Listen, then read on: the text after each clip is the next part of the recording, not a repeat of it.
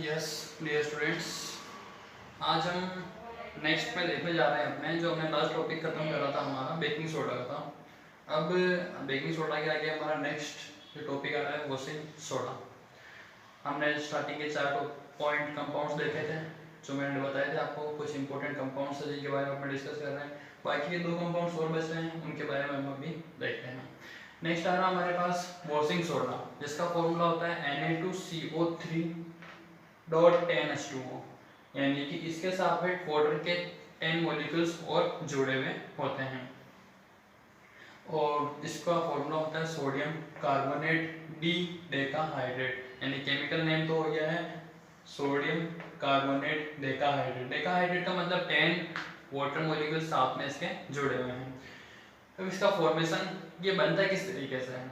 बनाने का सिंपल तरीका है, सोडियम हाइड्रोजन कार्बोनेट यानी कि बेकिंग सोडा जो अपने पास होता है उसको हीट किया जाएगा। ये जो साइन बना हुआ है ट्रायंगल का, इसको बोलते हैं डेल्टा। इसको यानी कि जब गर्म किया जाता है सोडियम हाइड्रोजन कार्बोनेट को, तो फिर अपने पास सोडियम कार्बोनेट अलग हो जाता है, वाटर मॉलिक्यूल्स अलग होते हैं और कार्बन डाइऑक्साइड गैस सेपरेट हो जाती है।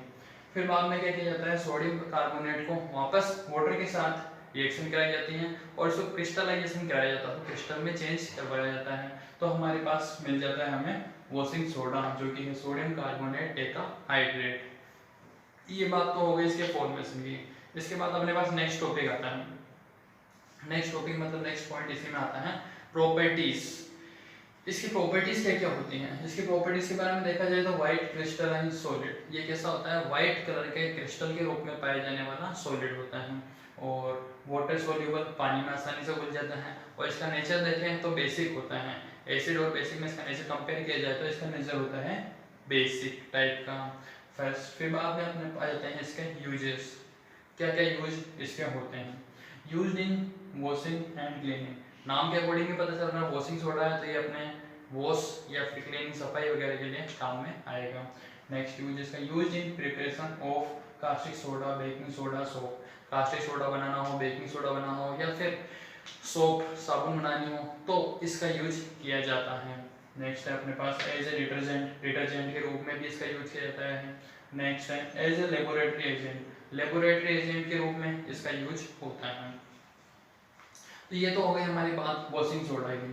फिर नेक्स्ट इसी के बाद आ रहा है हमारे पास पीओपी, जिसको बोलते हैं प्लास्टर ऑफ पेरिस। और इसका जो फॉर्मूला होता है CaSO4 एंड हाफ H2O। इसमें जो वाटर के मॉलिक्यूल्स होते हैं वो हाफ होते हैं, तो इसका केमिकल नेम होता है कैल्शियम सल्फेट हेमीहाइड्रेट। हेमीहाइड्रेट का मतलब अर्धहाइड्रेट, आधे वाटर मॉलिक्यूल्स अवेलेबल हैं। Calcium sulphate hemihydrate. फॉर्मेशन बनेगा किस तरीके से? जिप्सम जो होता है, जिप्सम का फॉर्मूला होता है CaSO4.2H2O। जिप्सम में कैल्शियम सल्फेट ही होता है, उसके साथ में वाटर के 2 मॉलिक्यूल्स अवेलेबल होते हैं। फिर इनको अगर गर्म किया जाए तो फिर गर्म करने की वजह से क्या होगा, इसमें जो वाटर के मॉलिक्यूल्स हैं वो सेपरेट हो जाएंगे और अपने पास जो होगा कैल्शियम सल्फेट का अल्हाइड्रेट वाटर के मॉलिक्यूल्स के साथ अपन को मिल जाएगा, जो कि होगा पीओपी यानी कि प्लास्टर ऑफ पेरिस। अब बात करते हैं कि प्लास्टर ऑफ पेरिस जो है उसकी प्रॉपर्टीज क्या होती हैं। ये भी व्हाइट कलर का स्मूथ सब्सटेंस का पदार्थ होता है, become hard on mixing water. अगर इसको पानी के साथ में मिक्स किया जाए तो फिर ये क्या करता है, अपने सॉलिड बहुत हार्ड बन जाता है जिसको अपन आसानी से तोड़ नहीं पाते हैं। इसको नॉर्मली अगर अपन देखना चाहें तो जैसे आप लोगों ने देखा होगा किसी कहीं फ्रैक्चर वगैरह हो जाता है तो डॉक्टर लोग जो उसके प्लास्टर बांधते हैं बड़ा वाला, तो वो जो प्लास्टर होता है उसमें जो काम आता है वो पीओपी होती है, प्लास्टर ऑफ पेरिस ही होता है। वो जो प्लास्टर बनता है वो प्लास्टर पीओपी का ही बना हुआ होता है, ताकि जो हड्डी उसकी टूटी है उसको कोई नुकसान नहीं हो या बाहर से कोई उस पर कुछ लग नहीं जाए। तो अब आते हैं अपन इसके यूजेस में। It is used to join fracture bones in plaster. Fracture हो जाता है किसी के तो उसमें हड्डियों को जोड़ने के लिए उसको जो कवर करने की जरूरत होती है उसके लिए प्लास्टर ऑफ पेरिस का यूज किया जाता है, जो मैंने भी आपको बताया है। नेक्स्ट आ रहा है हमारे पास इन बिल्डिंग कंस्ट्रक्शन। कहीं पे बिल्डिंग वगैरह बन रही हो तो वहाँ पे कंस्ट्रक्शन साइट पे भी इसका यूज किया जाता है। In formation of statue, statue वगैरह देखे होंगे आप लोगों ने, तो उनको बनाने के लिए POP का यूज किया जाता है। नेक्स्ट है हमारे पास फायर प्रूफ मटेरियल, यानी कि जैसे आग जो बुझाने वाले लोग होते हैं उनको जो उससे बचने के लिए जिस चीज़ की ज़रूरत होती है उसको बनाने के लिए जो मटेरियल चाहिए होता है उसमें भी POP काम आती है। तो ये चीज़ बात तो हो गई हमारे जो कंपाउंड्स हैं सोल्ट से बनने वाले अलग अलग जो हमारे एवरीडे लाइफ में काम आते हैं उनकी। नेक्स्ट हमारे पास आ रहा है सोप एंड डिटर्जेंट, साबुन और डिटर्जेंट जो अपने पाउडर वगैरह आता है उसको सबने देखा ही होगा। अब उनके बारे में किस तरीके से ये काम आते हैं, क्या क्या चीज़ें होती है, क्या इनका स्ट्रक्चर वगैरह हो सकता है, उसके बारे में हम डिस्कशन अभी करने जा रहे हैं। तो सोप एंड डिटर्जेंट, फर्स्ट बात आ गई है सोप। तो सोप क्या चीज़ होती है? Soap it is the sodium and potassium salt with fatty acid, यानी कि फैटी एसिड के साथ में सोडियम और पोटेशियम के जो सॉल्ट्स होंगे यानी कि उनके जो नमक वाले तत्व होंगे उनको साथ में जो अगर मिलाया जाएगा तो अपन को साबुन यानी कि सोप प्राप्त होगा। अब अपने पास है कि भाई सफाई होती किस तरीके से है एक्चुअल में, तो उसको समझने की अपन कोशिश करते हैं। तो सीधा देखो डायग्राम से आप लोगों को बता देता हूँ। साबुन यानी कि जो फॉर्मूला होता है RCOO के फॉर्म में होता है। यहाँ पे R जो है वो रिप्रेजेंट कर रहा है कि कार्बन कार्बन कार्बन कार्बन आपस में कितने बहुत सारे कार्बन हैं जो आपस में जुड़े हुए हैं। तो वो कार्बन सारे जो साथ में जुड़े हुए होते हैं उन सबको ओनली रिप्रेजेंट कर दिया है लॉन्ग या R से, यानी कि उसको बोलते हैं long chain, long carbon chain या लॉन्ग चेन ऑफ कार्बन। फिर बाद में बचा दूसरा है COO, O ये है और N है यानी सोडियम। तो ये हो गया फॉर्मूला अपने पास सोप का। इसमें क्या होता है दो पार्टीशन अलग होते हैं, तो पॉजिटिव जो होता है Na+ सेपरेट हो गया है, इसमें फिर RCOO- सेपरेट हो जाता है। अब RCOO- सेपरेट हुआ है तो उसमें क्या हो गया है, इसमें दो टाइप के अपने पास एंड हैं, दो सिरे हैं, एक इधर वाला और एक इधर वाला। उसमें देखते हैं कि एक सिरा है जो तो है लॉन्ग चेन ऑफ कार्बन या फिर लॉन्ग कार्बन चेन है और दूसरा है आयनिक एंड, क्योंकि इसके ऊपर आयन लग रहा है तो ये आयनिक एंड हो गया और एक हो गया लॉन्ग चेन कार्बन की। अब तो क्या होता है ज़्यादातर जो गंदगी होती है वो क्या होती है, डर्ट होती है, वो ऑयली नेचर की होती है। तो ऑयली नेचर वाली जो डर्ट होती है वो क्या होती है अपने पास ऑयल ये लॉन्ग चेन कार्बन के साथ जा करके जुड़ जाती है। जब अपन साबुन उससे साफ कर रहे होते हैं तो जो लॉन्ग चेन वाली कार्बन होती हैं उसके साथ में जाकर के जुड़ता है ऑयल या फिर डर्ट जो गंदगी है वो इसके साथ जाकर के जुड़ जाएगी। और जो वाटर होगा मॉलिक्यूल्स वो जुड़ते हैं आयनिक एंड के साथ में जाकर के।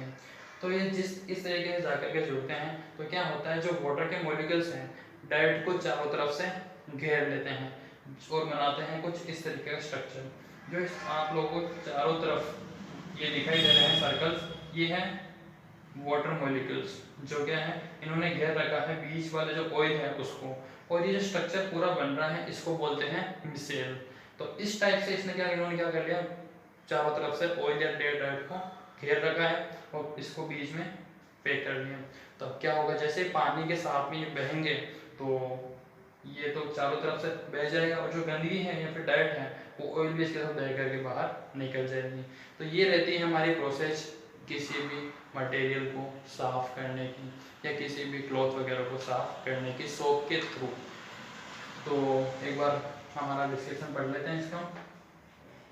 Most diet are oily in nature, ज़्यादातर जो डाइट होती है वो ऑयली नेचर की होती हैं। And oil does not dissolve in water. आपको पता है कि ऑयल तो पानी में घुलता है नहीं। तो the soaps are sodium and potassium salt. साबुन क्या होता है सोडियम और पोटेशियम का सॉल्ट होता है of long chain carboxylic acid, जिसके साथ में लंबी चेन जुड़ी हुई हो कार्बोक्सिलिक एसिड। COO जो है यहाँ पे कार्बोक्सिलिक एसिड को ही रिप्रेजेंट कर रहा है। The ionic end of soap interact with water, जैसा कि मैंने बताया इसका जो आयनिक एंड है वो वाटर के साथ आकर के जुड़ता है, इंटरेक्ट करता है।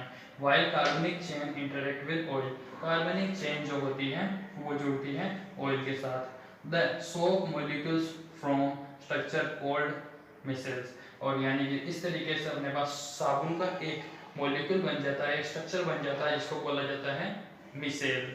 ये है मिसेल का structure.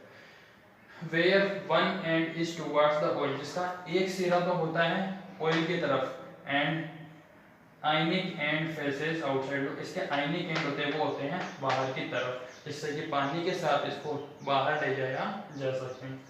Thus this forms an emulsion, ये क्या बनाता है, emulsion बनाता है। Thus the dirt in water is removed, इस तरीके से पानी के साथ में या पानी के अंदर घोल करके डर्ट को, गंदगी को कपड़े या किसी भी चीज़ से बाहर निकाला जा सकता है। तो ये तो हो गई हमारी बात सोप की। इसके बाद हमारे आएगा नेक्स्ट टॉपिक डिटर्जेंट। तो यहाँ तक आप लोगों को कंप्लीट करना है। जो भी प्रॉब्लम आए इससे रिलेटेड आप कमेंट सेक्शन में कमेंट करके या फिर मुझे टेक्स्ट करके पूछ सकते हैं, और जो भी प्रॉब्लम होगी आपकी सोल्व कर दी जाएगी। इसके आगे जो डिटर्जेंट वाला टॉपिक अपन हमारी नेक्स्ट क्लास में डिस्कस करेंगे।